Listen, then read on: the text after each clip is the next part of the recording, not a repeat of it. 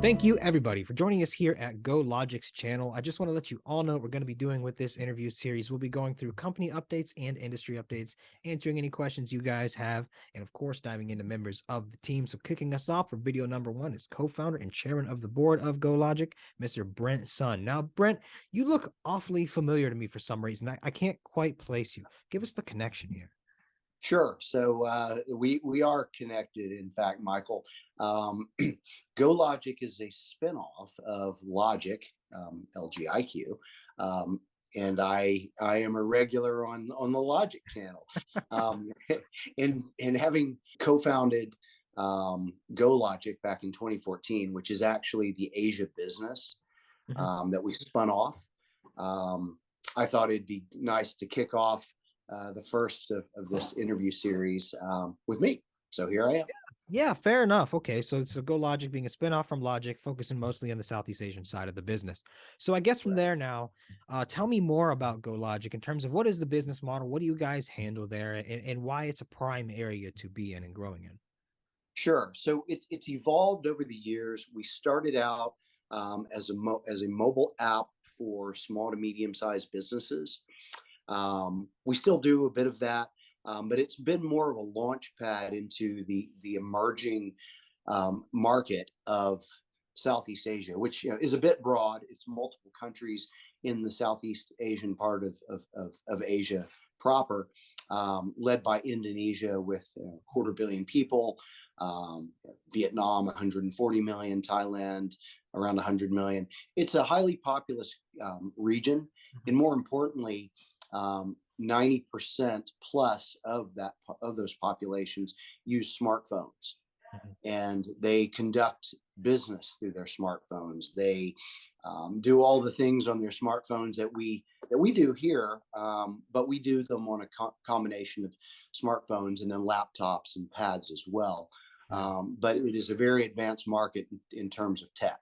So that was our initial foray into the market by way of the mobile app. We've evolved into other application specific business lines, but more importantly, in where we're going is through a path of acquisition, which more recently has opened up because there's been a global pullback on the tech side, and so I think we're gonna be seeing some really exciting things coming up in 2023 on the acquisition side. Accretive, profitable, good strategic fit, and addressing that large population base. Yeah, it's interesting to think of just how efficient it is for populations to come online with just smartphones. I know I work frequently with people in Africa too, and I'd be talking to someone in an African village and they have a smartphone and that connects them directly. It skips so many steps and just kind of jumps to the point where they're connected with the modern world. And that leaves a lot of room for opportunity for businesses to come in and serve people in those areas. And so I'm curious then, Brent, another thing I want to talk about is how is the financial health of GoLogiq? Talk to me about the stock, talk to me about what you guys got going on. Sure. Okay. So the core business over the years has evolved, as I mentioned earlier. It is a collection of tech platforms that range from a small business app. So a small micro to small business can get their entire business online through the phone with our app.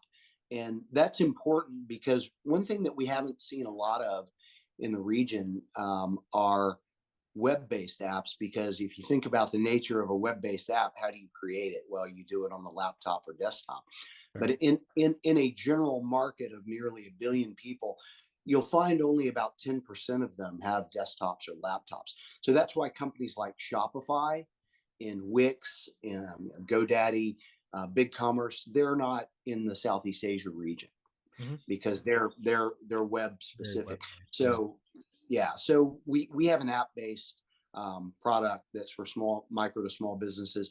We also have a logistics and fulfillment platform. We have an e-payment platform.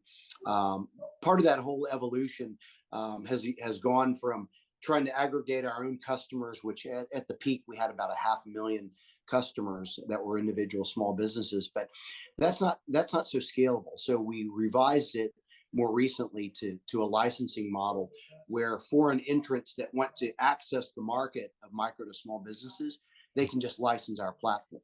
But they can also license the other parts of the business, which are e-payments, logistics and fulfillment. So everything they need to aggregate the market, we have. What we intend to do through strategic acquisitions is onboard more of that tech. We run a very lean shop, so we only have 12 full-time employees now. So we're self-sufficient. What we would intend to do next year upon some of the acquisitions is perhaps do a funding round. But it's quite interesting. The capital structure of the company is we've only got 1 million shares in the float. So that can work to an advantage, because I think if you look around and see companies that have succeeded by way of financings and M&A, they generally start with a very small float because you have more stability and the ability to make acquisitions without the downside volatility. Yeah. So we hope to use that to our advantage. Yeah, and kind of getting into 2023, which 2022 is pretty much all but in the books right now. What do you think the real key catalyst people should be looking out for from GoLogiq in 2023 that you can share? No spoilers, just what you can share. Yeah, we've publicly disclosed our CEO Matt Brent, no relation, we just share a name. Matt has indicated that M&A will be a key driver of success.